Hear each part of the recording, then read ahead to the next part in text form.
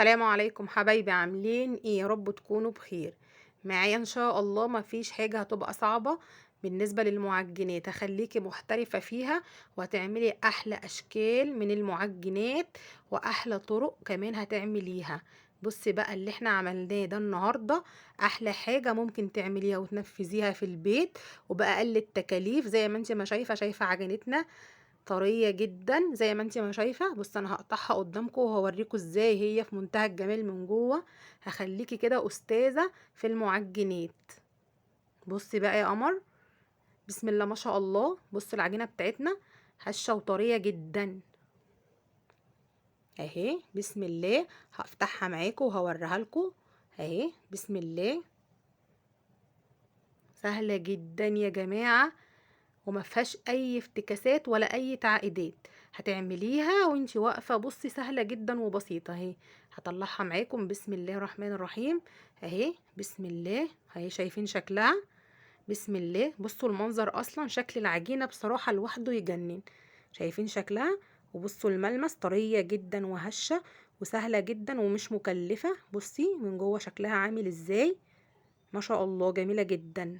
بصي هتشوفيها وان شاء الله هتقومي تعمليها. بصي بقى، بسم الله هدوق معاكم وهقول لكم الطعم. بصراحه سهله جدا. بصراحه يا جماعه المعجنات في البيت بصراحه بتبقى ضروريه جدا في اي وقت اي حد جعان.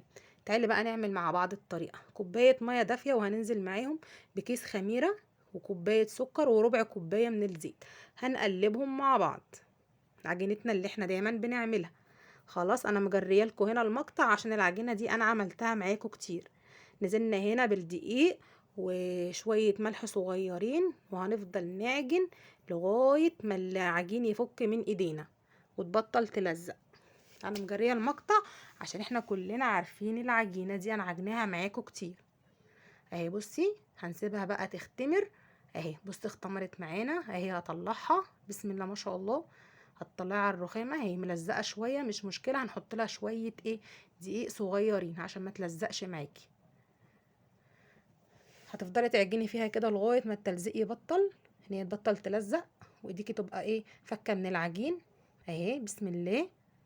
خلاص هتلفيها كده رول اهي بالطريقه دي رول، وهتجيبي السكينه بتاعتك وهتبداي تقطعي فيها كده اهو بالطريقه اللي انت شايفاها دي اهي. شايفين؟ خلاص ممكن تعملها وجبة عشاء جميلة جدا مع كوباية الشاي بلبن اهي. بصي هتمسكي بقى واحدة واحدة وهتبدأي تلفي فيها كده بالطريقة دي. هتعمليها بقى على ايديكي ملزقة شوية، انا عايزاها تبقى ملزقة شوية فمش ماشية معانا على الرخامة، فهنعملها بايدينا اهي بالطريقة اللي انت شايفاها كده اهو. بسم الله.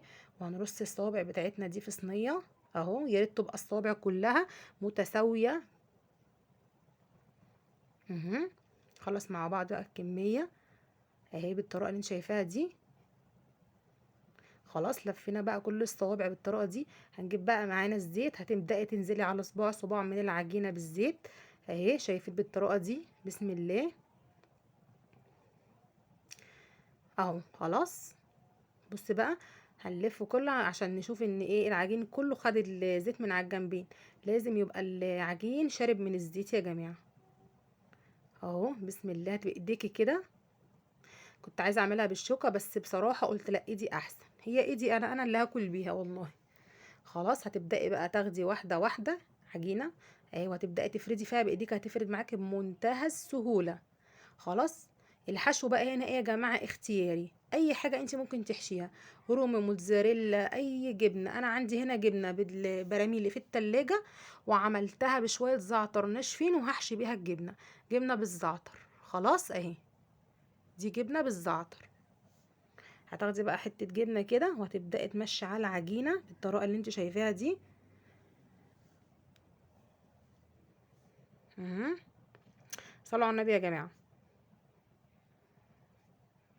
مفيش حاجة صعبة والله يا جماعة، بس انت تشجعي وقومي بقى اعمليها ونفذيها. خلاص هتمسكي بقى طرف العجين كده وهتبدأي تلفي رول بالطريقة دي اهو. بسم الله اهو بالطريقة اللي انت شايفاها دي بالراحة كده، وهتلاقيها بتلف معاكي بمنتهى السهولة اهي. خلاص اهي بصي رول اهو. بسم الله اتعاملي مع العجينه بالراحه، هتلاقيها ماشيه معاكي بمنتهى السهوله. خلاص اهي لفيناها. هتيجي بقى من الطرف كده وتبداي تلفيها بالمشاكل اللي انت شايفاه ده اهو. بسم الله اهو. خلاص اهي. هنجيب بقى الصينيه بتاعتنا اللي احنا هنخبز فيها، هندهن دهنه خفيفه من الزيت، وهنبدا نرص فيها اللي احنا عاملينه ده، وهنبدا نشتغل في التانية بنفس الطريقه اهي. بصي يا جماعه بتفرد معاكي بسهوله ازاي، هتفردها بايدك مش باي حاجه تاني، وهتعملي نفس اللي عملتيه مع العجينه الاولى. هتحطي هنا الجبنه بتاعتك اهي. بسم الله. الحشو هنا اختياري يا جماعه، اي حشو عندك ممكن تحشيه، مش بفرض عليكي حاجه الموجوده عشان انا مش عايزه اكلف لك الوصفه. خلاص هتلفيها رول كده. بسم الله اهو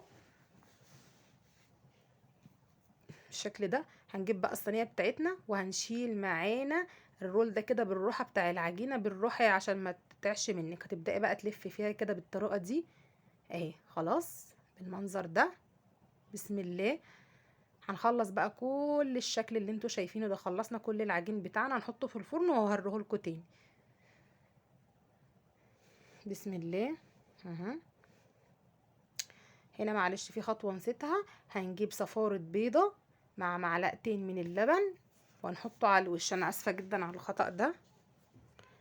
خلاص هتبداي توزعي بالفرشه بتاعتك صفار البيض باللبن على العجينه بتاعتك. بسم الله. بص عجينه سهله واقتصاديه جدا اهي. خلاص خلصناها، هدخلها الفرن واوريها لكم. بصوا ما خدتش تلت ساعه، 20 دقيقه بالظبط في الفرن وطلعت بالشكل الجميل ده. بصي حاجه كده في منتهى الجمال، منتهى الجمال. بسم الله ما شاء الله. اسفه جدا، شكل ومنظر وطعم ومش مكلفه خالص. ايه رايك بقى؟ يا ريت بقى لو عجبك الفيديو اللي ما اشتركش يشترك في القناه، واستنوني في فيديو جديد حبايبي. والسلام عليكم على احلى متابعين في الدنيا. سلام عليكم.